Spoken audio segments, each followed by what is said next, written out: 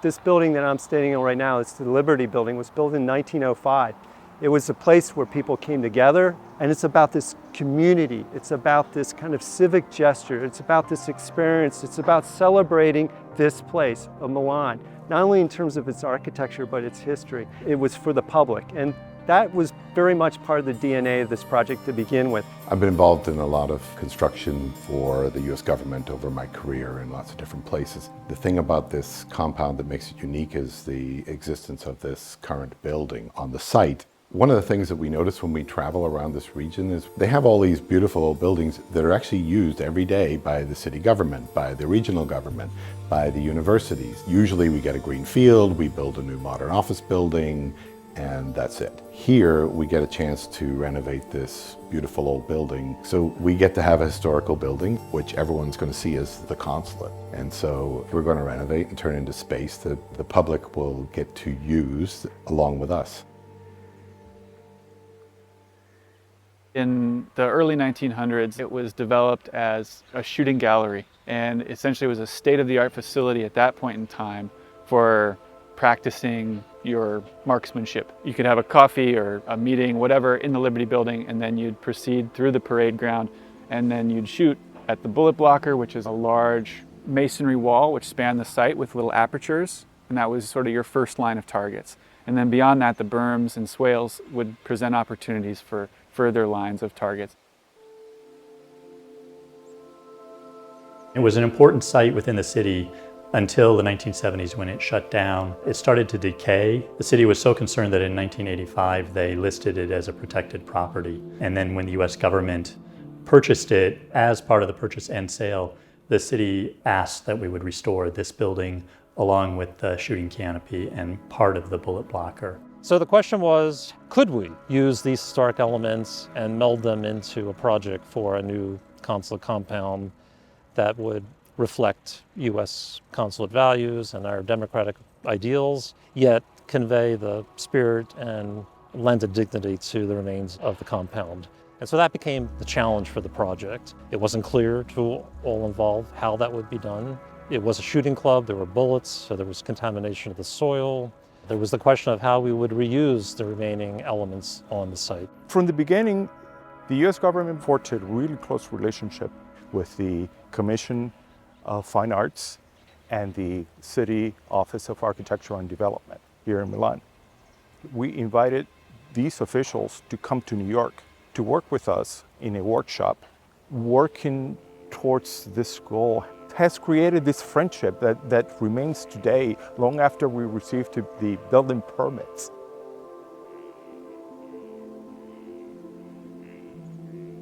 Quest'area è un'area molto importante per la città di Milano, è un'area che si trova su tutto l'asse del Corso Sempione, che è un'importante strada che univa la città di Milano con l'Europa. Quindi quest'area è un'area che sta in uno snodo importante dello sviluppo futuro di Milano e sarà l'inizio di una trasformazione di tutto questo ambito. Questo è un grande regalo alla città. Mi immagino un cittadino milanese che a uno gli chiede dove abiti. Abito vicino al consolato americano, è un punto di, come dire, di orgoglio, di qualità, ecco. La differenza italiana, la specificità italiana è che noi abbiamo la cultura della conservazione della materia e la cultura della conservazione delle diverse parti dell'organismo, non solamente quelle decorative. Perché quando si pensa al restauro italiano si pensa al restauro degli intonaci o delle parti decorate. Invece l'organismo è una struttura complessa, il bene culturale. Quindi noi diamo lo stesso tipo di attenzione anche alla struttura statica, ai percorsi verticali, a quelli orizzontali, alla formetria delle facciate, perché il bene appunto deve continuare a avere la sua integrità materica. E accanto alla integrità materica ugualmente importante è anche la destinazione d'uso, perché una giusta e corretta destinazione d'uso consente la vita del monumento, del bene architettonico. Quindi cultura della conservazione materica più una destinazione d'uso corretta. There's rules that are embedded here. Some of it is proportion, some of it is in terms of like material, rustication, how it's oriented on the site, the axes, the progression of space. These all become part of the ingredients of how you start to think about building the future consulate in Milan. This site is on an east-west axis. The new Chancery building will be on the western end, and it's designed in 2 volumes. We have a 5-story tower portion, and then we had the plinth. And in the development of that was to kind of break down the scale of the building, arrange the tower so it was on axis with the Liberty building. So as you moved in, going through the Liberty building, the portico, the parade ground, the canopy, the Chancery really became the landmark, the focal point. And that the plinth, which is really where all the public activity within the Chancery occurs, this idea of being able to look back at the historic architecture so that there's this dialogue between the new and the old. The material for the facade of the new office building is a wire saw cut facade, and that's all computer numerically controlled, less waste, and it quotes classic Italian architecture. So we use a fluting scheme, which is a classical way of emphasizing the verticality of an element architecturally. And so we pushed this idea of a flute in order to bring depth and shadow play, which you can clearly see here with the portico, the rustication, the coins on the corner. It's all about interplay of shadow and light. And so that's a different way of doing that with very different set of materials, but a similar sort of warmth, materiality, and approach to technology and fabrication. Ultimately, the 2 buildings are talking to each other.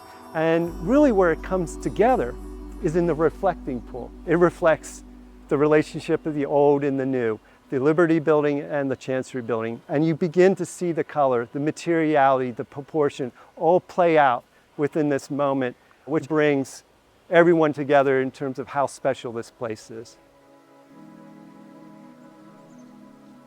Per Milano è un'opportunità continuare ad allargare rispetto al centro la vivacità, l'idea del policentrismo sulla quale si è tanto discusso sta diventando realtà, e quel quartiere, il quartiere Varesina, ecco, merita di fare la sua parte in questa idea di città che si allarga.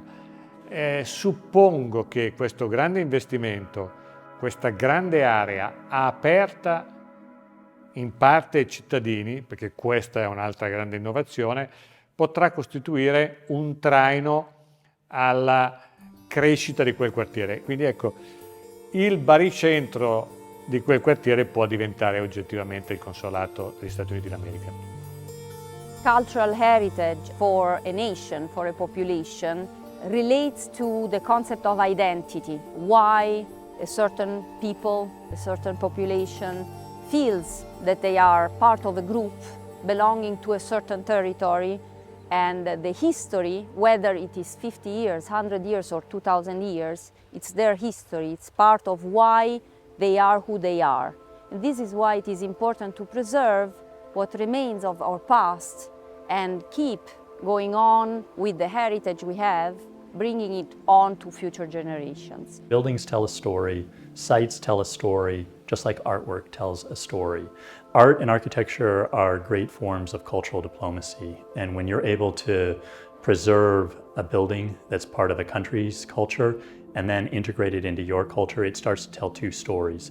It's telling the story, in this case, of Milan and Italy, and in the future it will start to tell the story of the United States government and our occupation on this site. Rimane la parte italiana e di conseguenza questo abbinamento di idea progettuale americana secondo me si sposa molto con la parte che rimane italiana. Il fatto che si possa visitare quello che viene ristrutturato permetterà di valutare più positivamente il nuovo fabbricato, che il semplice cittadino lo potrà apprezzare, ecco, il nuovo fabbricato che sarà destinato all'attività amministrativa dell'amministrazione degli Stati Uniti d'America. This is a business card for America. This is a place where America is greeting any new visitor.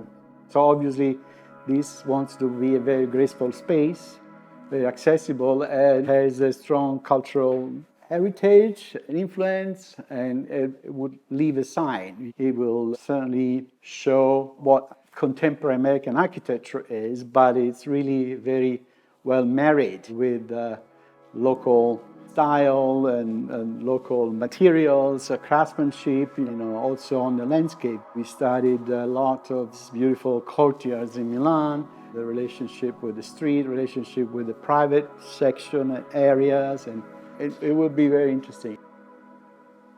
You walk through the Liberty Plaza, through the portico, to this moment where you can stand back and take everything in and begin to understand where you are within this beautiful moment. It's the same thing that happens when you're looking at the Basilica. You're in any piazza, whether it's Siena, Rome. Every Italian town or city has this moment, and it's been amazing to kind of play it out on this site in a very micro level, but all the ingredients are there, all the proportions are there, all the materials are there, all the landscape is there. And so for us, as architects, you couldn't ask for a better opportunity.